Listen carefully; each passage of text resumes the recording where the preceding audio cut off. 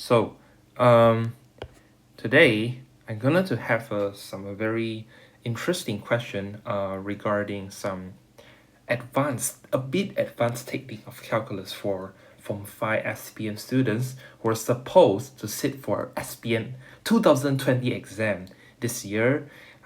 However, they are unable to do so. So, this is a right now is a very great opportunity for you all to learn some very pretty advanced techniques which are kind of helpful for solving this kind of question. So, if you have done past year questions, you might have noticed that I've actually changed this question, modify a bit, with a bit of integration thingy here. So, uh, what do I mean by integration? So, as you can see, we have x equals t squared plus 3 and dy dt equals to 14 3 cubed, and we have a first criterion which is y of 0 equals to 1, which means if x equals to 0, then it equals to 1. So yx equals to, well, essentially, not to be confused with y t, because how are we gonna know that this is x equals to 0? Because when we are doing integration, where we want to find this, so we need some for criterion, which is this one, in order to get a particular function for y from x. So that's why we assume that x equals to 0 instead of t. So here I'm gonna show you three methods on how to solve this problem. The first one is what we call is the use of chain rule. So using chain rule essentially is something which is dy over dx equals to dy over dt times dt over dx. So we already have dy dt. However, we do not have dx dt. So we know that x equals to t squared plus 3. So dx in respect to t, we will get 2t. And so dt over dx equals to 1 over 2t, which is, right now we are going to use it for the Chen Lu. Now dy dt, recall back, is 14 t to the power of q, and then times the fraction, the entire fraction. And then what we're gonna use is this one. And you will eventually get 7t squared. And then we want to find what is t in terms of x. So recall back this equation. So instead of trying to find for t, how about we think about finding t squared? So in this equation, we already have the t squared. So why don't we just try to move the 3 on the left side, becoming, well, x minus 3 equals to t squared. So you will have this in, and then just plug in this equation. You will get, well, dy dx equals to 7 times x minus 3. Oh yeah, it's very beautiful. Now we have to integrate y in respect to x. So y in respect to x, which will lead to, I will take out a constant. You will know, as you know, that in integration we can take out any constant outside the expression, and then you can just integrate it, and then you will get y here. So for those SPM students who are not familiar with this one, just try to think about you when you have to square root on both sides, square on both sides, then you are able to do integrate on both sides.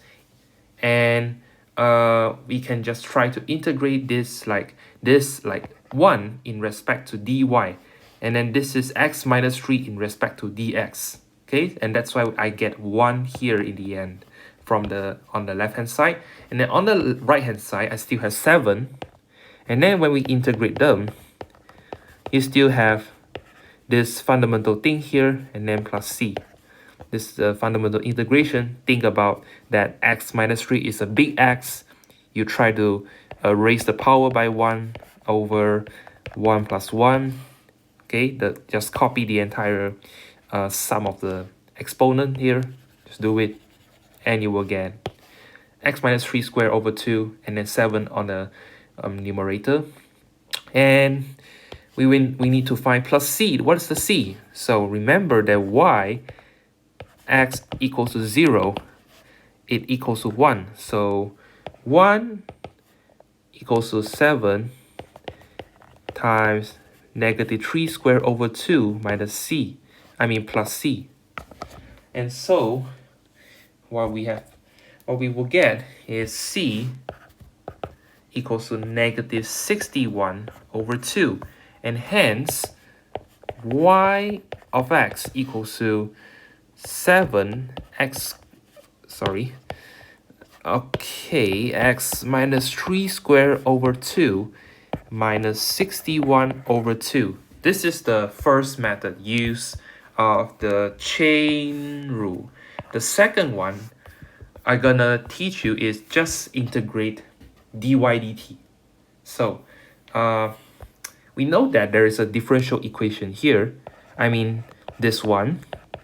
So let me write the title first. Is just integrate.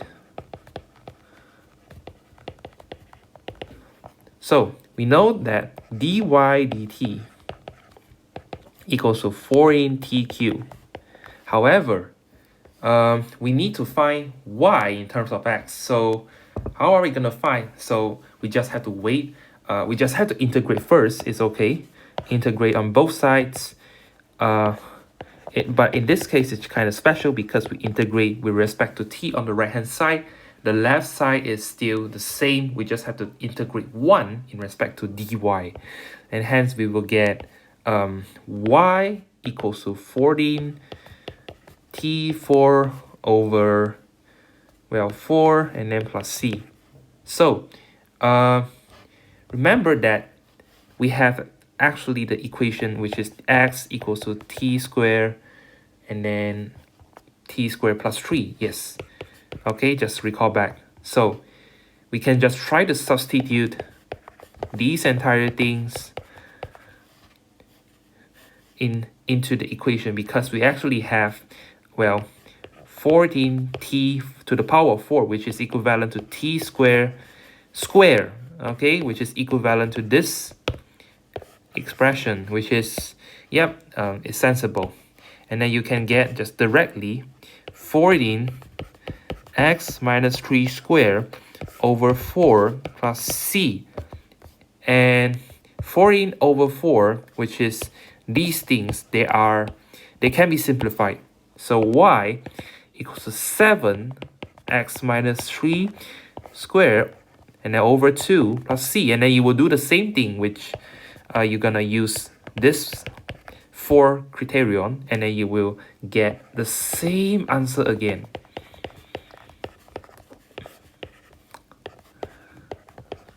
Last but not least, we have to use the very advanced method. Very confusing, but it's just very helpful for your A levels in future. It's just manipulate before integration. So it's something same as the second method, but we have to manipulate them. So manipulate is I'm gonna change, for example, from dt into dx, and then from t into x. So this is my objective. This is what we call as the so-called manipulation. So recall back, dy over dt equals to 4 t cubed. And then we try to integrate again everything. So we can actually get t cubed. Well, recall back x equals to t squared plus 3. x minus 3 equals to t squared. And then by using the fraction, okay, the fraction indices, which is 3 over 2 to the power of 3 over 2, just use this fraction on each side, this fraction exponent on each side, because, well, you want to get t cubed. In order to get t cubed from the t squared, you must use the fraction here. You must try to raise this t squared with the fraction 3 over 2 here, so that 2 times 3 over 2, you will get 3. That's the very basic thing regarding law indices. So just if you have any problems with law indices, please try to look it back and then remember it. I mean, not to remember, just understand it, what happened, because already it's in the formula sheet, no worries. So we have done the manipulation. So I'm just gonna write the same thing here, and then you will have x minus 3, and then dt. Oh well, it's kind of catastrophic because we have x and t at dt at the same time. They are two different variables. So can we get dt at the same time in terms of dx? Yes. As I say, I can do it by taking again this one. So I move it again, x equals to t squared plus 3. So we try to differentiate them like usual. So dx dt equals to 2t. And then we try to treat, in this case, the dx dt as a fraction. So we will get dt equals to dx over 2t. And then what is t? T is actually from here. Okay, remember, x minus 3 equals to t squared, and hence t equals to the square root of the x minus 3. So you will have, well, 1 over 2 square root of x minus 3 of dx. So that's all. And then you will get the entire expression from this integral. You will have this integral dy equals to the integral 14 times 1. Well, just kind of write more perfect in the fraction sense. So I will have 14 x minus 3 over 2, and then I will have a 2, and then square root is equivalent to half, and then I will have a dx here. Okay, just substitute the dt with this one, remember. Okay, and then we will have x minus 3 to the power 3 over 2, and then x minus 3, they are identical. So what can I do is try to use the law of indices. So if you have a 3 over 2 here on the top and 1 over 2 here at the bottom, it equals to 3 over 2 minus 1 over 2, which is equals to 2. Okay, and hence I will get, again, integrate dy. You will get here is 7, and then x minus 3, 2. And then, oh, apologies, it should be 1. It should be 1. So here it should be 1, and then dx, and then integrate it. So we try to integrate once again. Well, this is y, obviously because of 1 here. And then we will have 7 x minus 3, and then square over square, and then plus c. Oh, you have exactly same thing as this one.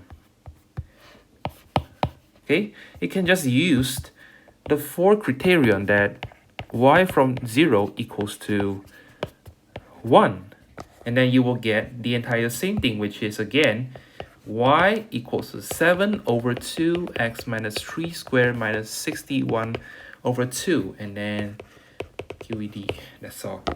So yeah, these are the 3 techniques. Again, I will recall back. The first thing is this is the typical exam route, which is the chain rule, which you will get a dy dx at first, and after that you just integrate it directly, everything in terms of x. The second thing is you just integrate everything which is in this kind of parametric equation. Parametric equation, you will learn this in A levels.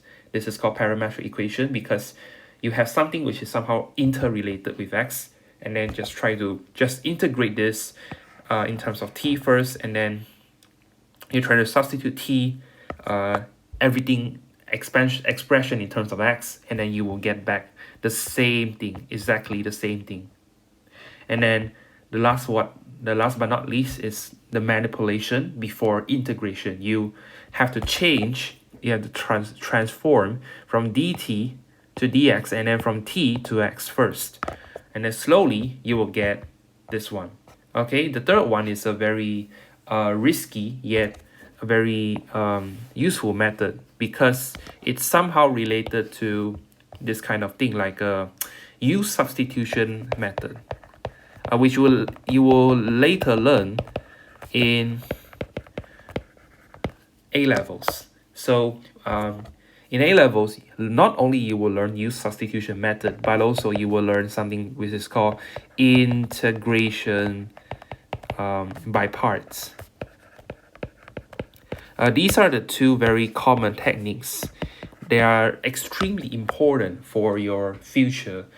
I mean, when you learn electrotechnics, you will involve a Laplace transform, and then in the Laplace transform, you will have to carry out integration by parts, and sometimes the integration by parts is not useful, you try to use a use substitution method to change the expression into an